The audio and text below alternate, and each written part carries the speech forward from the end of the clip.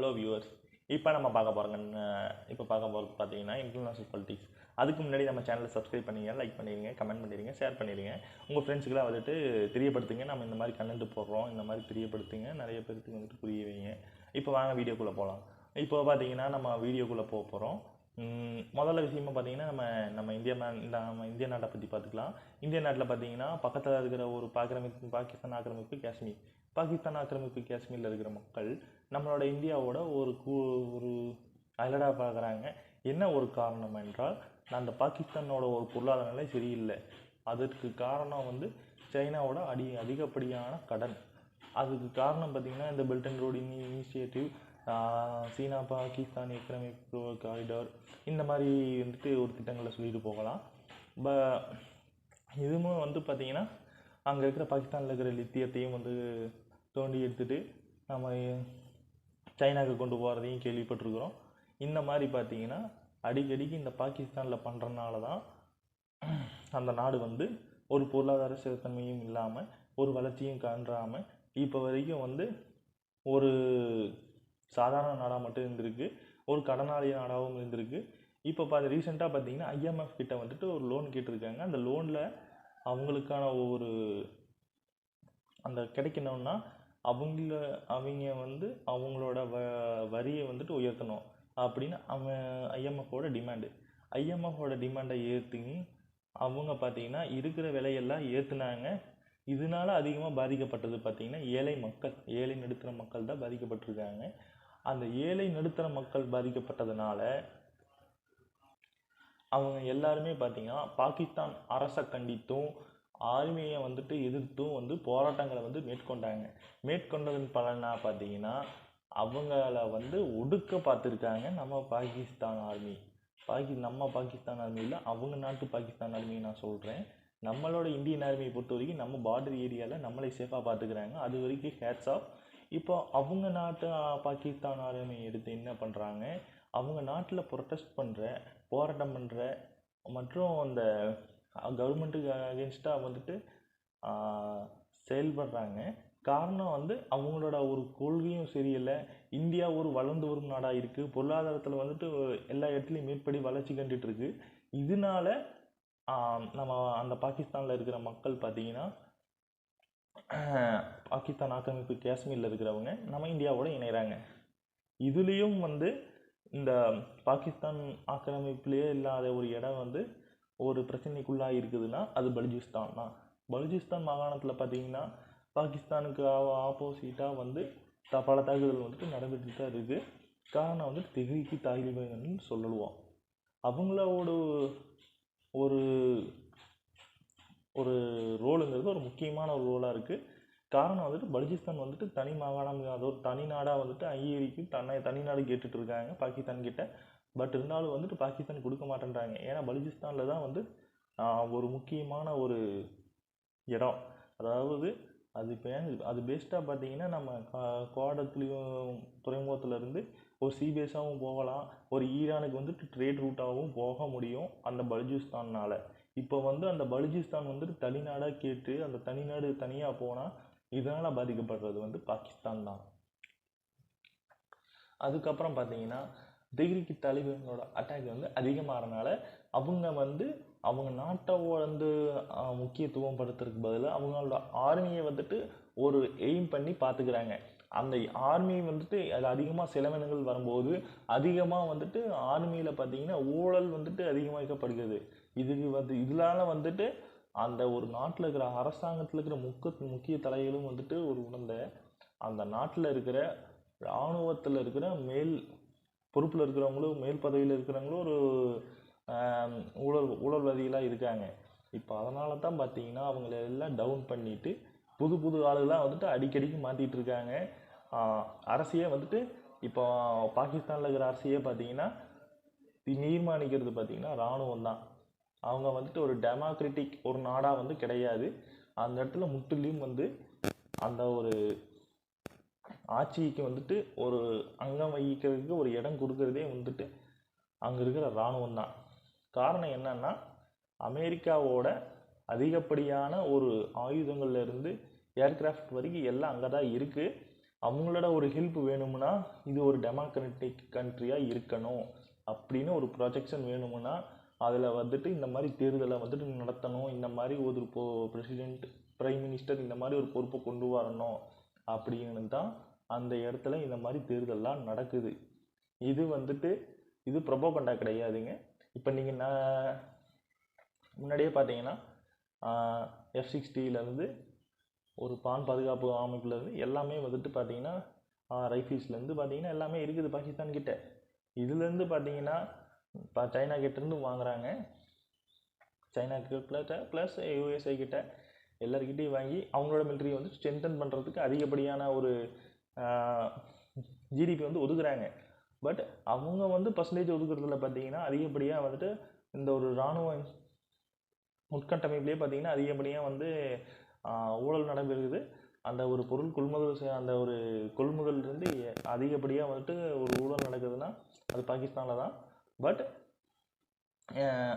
அந்த நாடு வந்து ஆழத்தான் ஒரு அழிவு விளிம்பில் நின்றுட்டு இருக்கு. இப்போ வந்து திவாகார சூழ்நிலையில் இருக்குது. இப்போ அந்த ஒரு காரணத்தினாலையும் மக்கள் வந்துட்டு அரசு வந்துட்டு மக்கள் மீது விலை ஏற்றுனதுனால தான் ஒவ்வொரு பொருட்கள் வாங்கும் அத்தியாவசிய பொருட்கள்லேருந்து பெட்ரோல் டீசல் அவங்க வந்துட்டு அன்றாட பயன்படும் அந்த எல்லா பொருளையும் விலை ஏற்றிட்டாங்க. விலை ஏற்றினது காரணமாக வந்துட்டு நடுத்தர மக்களும் ஏழை மக்களும் ரொம்ப பாதிக்கப்பட்டு, அதுலேயும் முக்கியமாக வந்துட்டு பிஓக்கள் இருக்கிறவங்களுக்கு ஒரு அடக்குமுறை வந்துட்டு கட்டவிழ்த்துப்பட்டு இத்தனை வருடங்களாக பார்த்தீங்கன்னா அவங்கள வந்துட்டு அடக்கி வச்சு இப்போ அவங்க பார்த்தீங்கன்னா ஒரு ப்ரொட்டஸ்ட் ஆரம்பித்து அவங்க வந்து இப்போ ஒரு ஸ்டாண்ட் எடுத்திருக்காங்க. எங்களுக்கு வந்துட்டு சேஃபான பிளேஸ் இந்தியா தான், இந்தியாவோட நாங்கள் ஒரு அங்கமாக போகணும், இந்தியா தான் எங்களுக்கு தேவை அப்படிங்கிற ஒரு மனநிலைக்கு வந்துட்டு ஒரு மைண்ட் செட்டுக்கு வந்திருக்காங்க. இப்போ நம்ம அடுத்ததாக ஒரு செய்தியை பார்க்க போகிறோம். இப்போ இந்த செய்தி பார்த்தீங்கன்னா இந்தியாவுக்கு அப்பேற்பட்டு, அதாவது இந்தியாவுக்கு இல்லை கிடையாது, இது ஒரு ஜியோ பாலிட்டிக்ஸுங்கும் போது இப்போ நம்ம இவ்வளோ நேரமாக பார்த்தது பாகிஸ்தானை பற்றியும் இப்போ பார்க்க போகிறது ஈரானை பற்றியும், பக்கத்தில் இருக்கிற ஈரானை பற்றியும். இப்போது ஈரானில் நடக்கிறது பார்த்தீங்கன்னா ஒரு சர்வாதிகார ஆட்சின்னு சொல்ல முடியாது, அது ஒரு சரியா சட்டம் கீழே ஒரு ஆட்சின்னு சொல்கிறாங்க. பட் இருந்தாலும் அதுவும் மக்களால் தேர்ந்தெடுக்கப்பட்ட ஒரு அரசு தான். பட் இருந்தாலும் அந்த நாட்டோட அதிபர் வந்துட்டு கொல்லப்பட்டிருக்காரா இல்லை இயற்கையை வந்துட்டு ஒரு மரணம் அடைச்சிருக்காரா ஒன்றும் இப்போ வரைக்கும் ஒரு முடிவு வரல.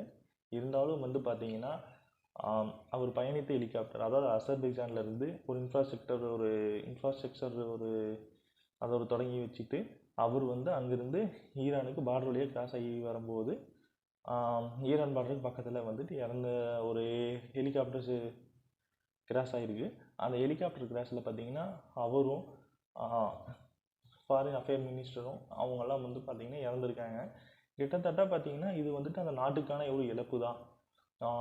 என்னென்ன சொல்லப்போனால் இத்தனை வருஷமாக பார்த்திங்கன்னா இராணுவ ஆட்சி வர வாய்ப்பு இருக்குது, அங்கே வந்துட்டு ஒரு சர்வாதிகார ஆட்சி நடந்துகிட்ருக்குது அப்படின்னு அதிகப்படியான ஒரு பொய்களை சொல்லியும் அப்படி ஒரு மனநிலையில் இருந்தும் வந்திருந்த ஒரு நாடு இப்போ வந்து ஒரு மீண்டு ஒரு சிறத்தன்மைக்கு வந்து ஒரு வளர்ச்சியை தேவட்டிக்கு போகும்போது இந்த மாதிரியான ஒரு நிகழ்வு அதை மறுபடியும் பழைய காலத்திற்காக கொண்டு போகும் ஒரு சர்வாதிகாரத்துக்கோ இல்லை ஒரு இராணுவ ஆட்சிக்கோ இந்த மாதிரி கொண்டு போகிறதுக்கு அதிகமான வாய்ப்பு இருக்குது. இதற்காக வந்துட்டு அதிகமாக வந்து ஈரான் அப்படிங்கிற ஒரு நாட்டில் வந்துட்டு உள்ளே வந்து அதிகமாக வாய்ப்பு இல்லை. இருந்தாலும் அந்நிய நாடுகளோட ஒரு முடிவு கையில் தான் இருக்குது. அவங்களோட ஒரு நடவடிக்கையை பார்த்துட்டு தான் அந்த இடத்துல எப்படி வேணால் மாறலாம் அப்படிங்கிற ஒரு நிலமையில தான் இருக்குது. பட் இருந்தாலும் இப்போ வந்து பார்த்திங்கன்னா அந்த நாட்டில் வந்துட்டு எலெக்ஷன் ஆரம்பிக்க போகிறாங்க. அது கிட்டத்தட்ட இன்னொரு 40 நாள் பக்கமாக இருக்குது. அந்த இடத்துல ஜெயிக்கிறவங்க தான் அந்த நாட்டோட அதிபர். இதுதான் வந்துட்டு முக்கியமாக வந்து இந்த ஜியோ பாலிட்டிக்ஸில் வந்துட்டு இம்பார்ட்டண்ட்டாக இருக்குது. ஏன்னா ஈரானுக்கும் அமெரிக்காவுக்கும் ஆகாது, ஈரானுக்கும் நம்ம சொல்கிற இந்த யூரோப்புக்கும் ஆகாது. ஏன்னா எல்லாருமே வந்து பொருளாதாரத்துறை மூலயமா ஈரானை வந்துட்டு ஒரு அடக்குமுறை மூலயமா வந்துட்டு அடக்கி ஒடுக்கி வச்சுருக்காங்க. காரணம் என்னென்னா விட்டால் வந்து அவங்களோட ஒரு கேஸாக இருக்கட்டும், ஒரு க்ரூட் ஆயிலாக இருக்கட்டும், அவங்க வந்துட்டு இதனால் வந்துட்டு ஒரு இம்பார்ட்டன்ஸ் கொடுக்குறாங்க. அவங்களோட மிலிட்ரியை வந்து ஸ்ட்ரென்தன் பண்ணலாம், அதெல்லாம் ஒரு சேல்ஸ் பண்ணி. பட் இருந்தாலும் அதெல்லாம் வந்து அடக்கி வச்சுருக்காங்கன்னா அந்த நாட்டோட ஒரு வளர்ச்சியை தடுக்கணும், அவங்க வந்துட்டு ஒரு வல்லரசு பதவி எடுக்கக்கூடாது. இதுதான் ஒரு மேற்குலகத்தோட ஒரு எண்ணமாக இருக்குது. இப்போ நம்ம அங்கிருந்து துருக்கி பக்கம் போவோம். துருக்கியில் என்ன நடக்குது? துருக்கியிலேருந்து வந்துட்டு அவங்க ஒரு ட்ரோன்ஸ் கொடுத்தாங்க. அவங்க ட்ரோன்ஸ் கொடுத்து அவங்க வந்துட்டு அந்த கொடுத்த ட்ரோன்ஸால் தான் அவங்களோட ஒரு ஹெலிகாப்டர் கிராஷ் ஆன இடத்தையே கண்டுபிடிக்க முடிந்தது. அந்த ஹெலிகாப்டரான கிராஷ் ஆன இடத்தை கண்டுபிடிச்சி 10 மணி நேரத்துக்குள்ளே வந்துட்டு அந்த இடத்த எடுத்துருக்குறாங்க. அந்த இடத்துல இருக்கிற சீசனுக்கு ஒரு காலநிலையே பார்த்தீங்கன்னா ஒரு பனிமூட்டமாக இருந்திருக்கு. ஆனால் அந்த ஒரு இடத்துலையும் வந்து பார்த்திங்கன்னா ஒரு 10 மணி நேரத்துக்குள்ளே இந்த மாதிரி ஒரு கிராஷான இடத்த கண்டுபிடிச்சிருக்காங்க. அது மலைப்பாங்கான இடத்துல பார்த்தீங்கன்னா இது ஒரு பெரிய விஷயம் தான் ஈரானில். அதுவும் துருக்கி கொடுத்த ஒரு ட்ரோனால். ஏன்னா இப்போ ஏன் ஈரான் வந்துட்டு முக்கியம்னு சொல்ல வரோம்னா ஐஎன்எஸ்டிசி அப்படின்னு சொல்கிறேன், international north south transport corridor. இது வந்துட்டு முக்கியமாக வந்துட்டு இந்தியாவுக்கும் தேவை, ஈரானுக்கும் தேவை. ஏன்னா ஈரான் வந்துட்டு ஒரு நாள் இல்லை ஒரு நாள் அவங்களோட எக்கனாமிக்காக ஒரு நடவடிக்கை எடுக்க போனால் அந்த நடவடிக்கைக்கு பார்த்தீங்கன்னா இந்த ஒரு காரிடர் வந்து உதவும். ஐஎன்எஸ்டிசி இந்த ஒரு காரிடர் வந்து உதவும். என்ன எப்படி சொல்ல போனோம்னா இதனால் வந்து வெஸ்டர்ன்லேருந்து ரஷ்யாவில் இருக்கிற பொருள் வரைக்கும் எல்லாமே வந்து ஒரு பைக், ஒரு ரோடு மூலியமாவோ, ஒரு பேங்க், ஃப்ளைட்டு, இந்த ஒரு ரயில், இன்னொன்று சி லெவல் ஷிப்பிங் பண்ணுறது, இந்த மாதிரி மூலிமா வந்துட்டு அந்த இடத்துல இருந்து நம்ம கொண்டு வர மூலிமா வந்துட்டு ஈரானுக்குன்னு ஒரு தனி ஒரு பர்சன்டேஜ் வந்து போகும். அந்த ஈரானுக்கு கொஞ்சம் போகிற பர்சன்டேஜ் வந்து அந்த நாட்டோட வளர்ச்சியை ஒரு கொஞ்சம் மேலே கொண்டு வரும் அப்படின்னு ஈரானும் நம்பிட்டு இருக்கு, இந்தியாவும் நம்பிட்டு. இந்தியாவுனால இதுக்கு வந்து ப்ளஸ் பாயிண்ட் என்னென்னா ஒரு 40 நாள் ஆக வேண்டிய ஒரு பொருள் வந்து ஒரு 28 நாள், ஒரு 30 நாள், ஒரு 25 நாளில் வந்துட்டு இந்தியாவுக்கு வரலாம் அப்படிங்கிற ஒரு வாய்ப்பு இருக்குது. இதனால பார்த்தீங்கன்னா அதோட ஒரு அதாவது அதோட எக்ஸ்பீரியங்கிறது வந்து கம்மியாகுது. நம்மளுக்கு பார்த்தீங்கன்னா இது ஒரு 40 நாள் முடிச்சுட்டு வந்ததுன்னா ஒரு 100 நாள் எக்ஸ்பீரியன்ஸுங்கும் போது 40 நாள் ஒரு 60 நாள் தான் நமக்கு ப்ளஸ்ஸாக 40 நாள் தான் நம்ம யூஸ் பண்ண முடியும், ஒரு 60 நாள். இதே நீங்கள் பார்த்தீங்கன்னா ஒரு 28ங்கும் போது நம்ம 72 நாள் யூஸ் பண்ணுற மாதிரி ஒரு நிலைமை வரலாம்.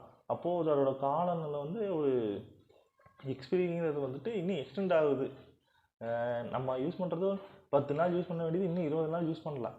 அந்த மாதிரி ஒரு நிலைமை வரும் இந்த ஒரு காரிடோர் மூலிமா.